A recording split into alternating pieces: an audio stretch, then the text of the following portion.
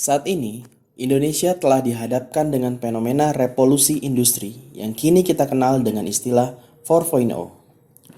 Itu artinya, kita memasuki era di mana kehidupan tradisional akan mengarah ke modern.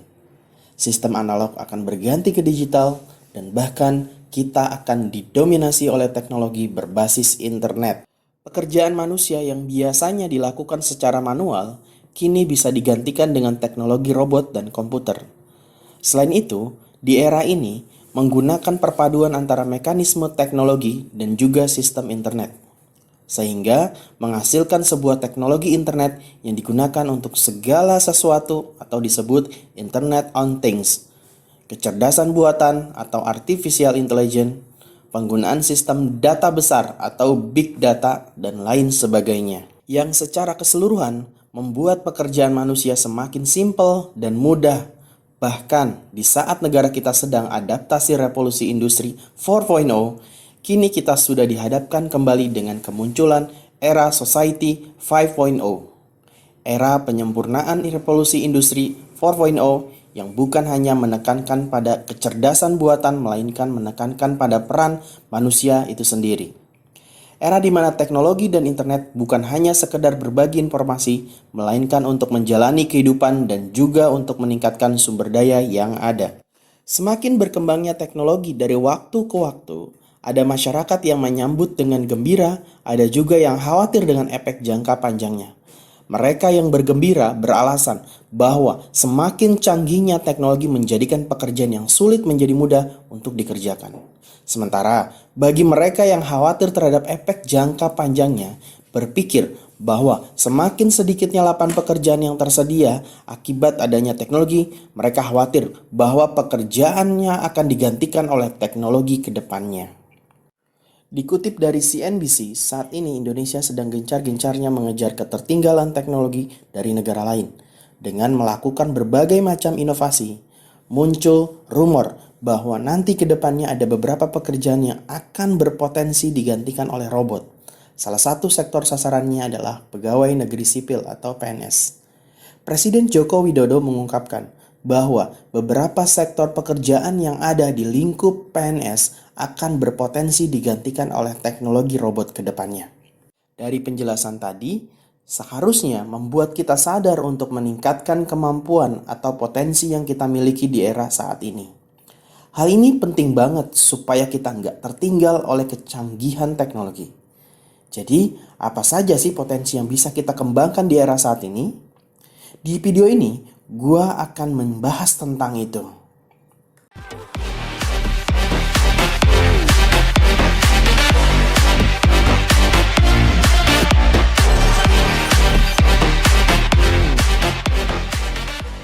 Perubahan yang serba cepat ini bukan seharusnya dijadikan suatu hambatan, bahkan ketakutan, melainkan sebagai tantangan untuk bisa bersemai dan bersahabat dengan perubahan tersebut.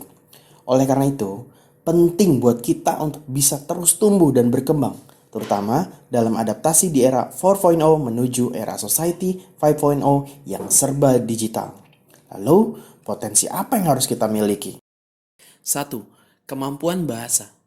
Bahasa menjadi alat komunikasi yang penting buat dikuasai di era digital saat ini, baik itu di perkuliahan ataupun pekerjaan. Kemampuan bahasa sangat dibutuhkan untuk menjadi bahasa pengantar dalam melakukan pekerjaan atau menyelesaikan tugas kuliah. Buat yang kuliah, dosen lu pasti bakal mengarahkan lu untuk melakukan riset atau penelitian terhadap literatur berbahasa asing. Buat yang bekerja, lu pasti akan dihadapkan dengan kondisi di mana alat pekerjaan yang lu pakai untuk mengerjakan sesuatu memiliki petunjuk penggunaan yang menggunakan bahasa asing. Bahasa asing juga diperlukan untuk menjadi bahasa pengantar dalam melakukan pekerjaannya. Latihlah skill bahasa lu, setidaknya lu bisa menguasai bahasa asing yang ada selain bahasa Indonesia. Bahasa yang lu pelajari pun bisa sesuai dengan minat lu. Entah itu bahasa Inggris, Jepang, Korea, Cina, dan lain-lain. 2. Berpikir kritis. Ketersediaan informasi yang mudah untuk diakses rawan terjadi adanya berita atau informasi palsu atau hoax. Informasi yang masih diragukan kebenarannya akan sangat berbahaya bagi keberlangsungan peradaban. Peradaban bisa hancur berantakan hanya karena satu berita palsu yang disebar secara berulang-ulang. Kita harus bersikap selektif dan skeptis atau meragukan informasi yang baru kita dapatkan. Lu harus cek tentang kredibilitas dari media yang membuat pemberitaan itu. Dan memeriksa apakah benar peristiwa itu terjadi atau tidak. Kemampuan berpikir kritis ini penting untuk dikembangkan supaya kita nggak terbawa dalam arus yang salah. Selain itu, kemampuan berpikir kritis bisa kita gunakan untuk menganalisis peluang-peluang, permasalahan sosial, dan pengambilan keputusan dalam hidup agar lebih efektif serta efisien. 3. Komunikasi interpersonal. Manusia nggak bisa lepas dari bantuan orang lain, karena hakikatnya manusia itu disebut sebagai makhluk sosial, di mana kita tidak bisa hidup sendiri dan membutuhkan bantuan orang lain. Kemampuan berkomunikasi menjadi hal yang penting agar dimanapun kita berada, kita dapat mengutarakan pendapat kita dan perasaan yang kita alami dengan baik. Komunikasi interpersonal juga dibutuhkan dalam dunia karir. 4. Kemampuan berkolaborasi. Seperti yang gue bilang tadi, bahwa nggak ada manusia yang bisa hidup tanpa orang lain. Individu yang satu membutuhkan individu yang lain untuk bisa mempertahankan hidupnya. Kemampuan berkolaborasi menjadi potensi selanjutnya yang bisa lu kembangkan di era saat ini. Dalam dunia pekerjaan, kita pasti akan dihadapkan kondisi di mana kita akan diarahkan untuk bekerja sama dengan tim lain untuk menangani suatu proyek. Jika lu tidak memiliki kemampuan untuk berkolaboratif, maka akan sulit buat lu beradaptasi di lingkungan lu. Kemampuan berkolaboratif juga sangat membantu dalam dunia karir. Banyak perusahaan-perusahaan besar yang sudah menerapkan hal tersebut.